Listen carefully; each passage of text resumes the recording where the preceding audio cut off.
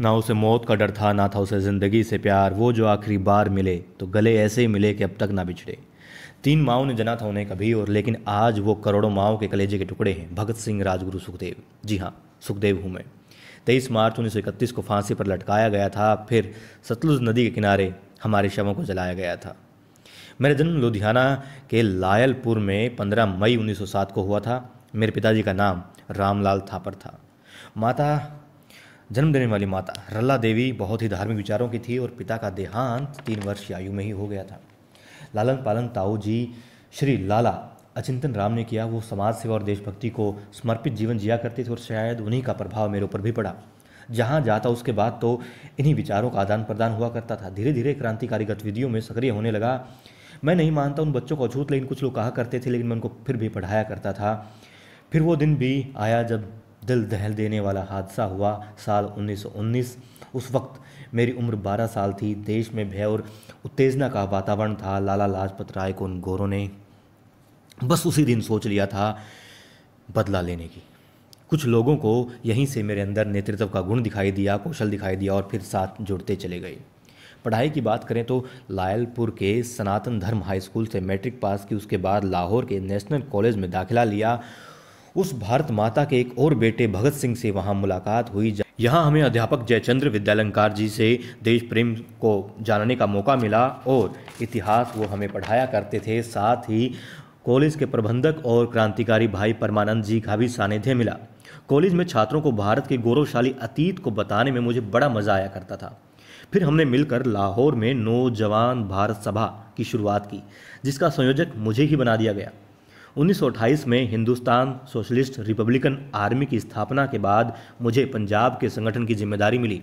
इस वक्त लाला लाजपत राय पर लाठीचार्ज और उनके देहांत का बदला लेने की भावना और प्रबल होती जा रही थी। यहीं से बदला लेने का फैसला हुआ और हम योजना बनाने लगे।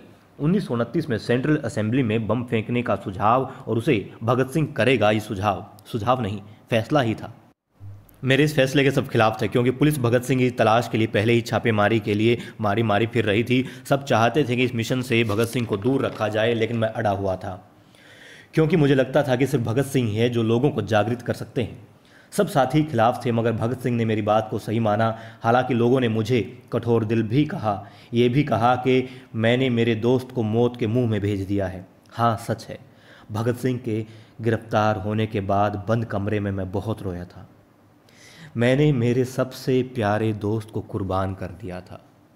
साथ ही चारों तरफ से हमारे साथियों की गिरफ्तारियां होने लगी। लाहौर में बम बनाने वाली फैक्ट्री पकड़ी गई, और कुछ साथियों के साथ मैं भी। हम 21 क्रांतिकारी पकड़े गए थे। भगत सिंह और बटुकेश्वर दत्त ने तो अपना काम कर दिया था बखूबी। खैर, गिरफ्तारी के बाद मैंने और मेरे साथियों ने कैदियों के खराब खाने और अमानवीय व्यवहार के खिलाफ 63 दिन तक भूख हड़ताल भी की। मैंने कारावास से ही गांधी जी को खत लिखा। ये खत जेल से लिखा गया था और बड़ी उम्मीदों के साथ लिखा गया था। मैं विचारों से दृढ़ और अनुशासित रहना पसंद करता था, और मेरा गांधी जी के अहिंसक नीति में जरा भी विश्वास नहीं था।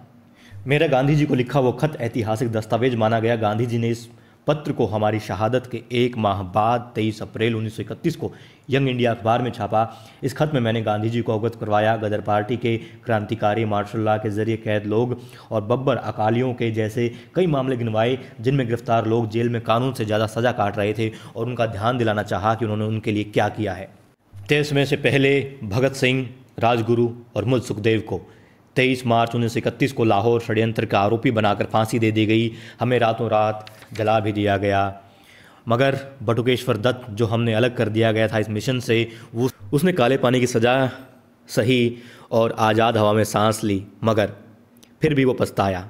क्या आप जान सकते हैं, समझ सकते हैं, सोच सकते हैं उन कारणों को कि क्यों उसे पछतावा हुआ कि उसने फांसी का तख्ता क्यों नहीं चूमा?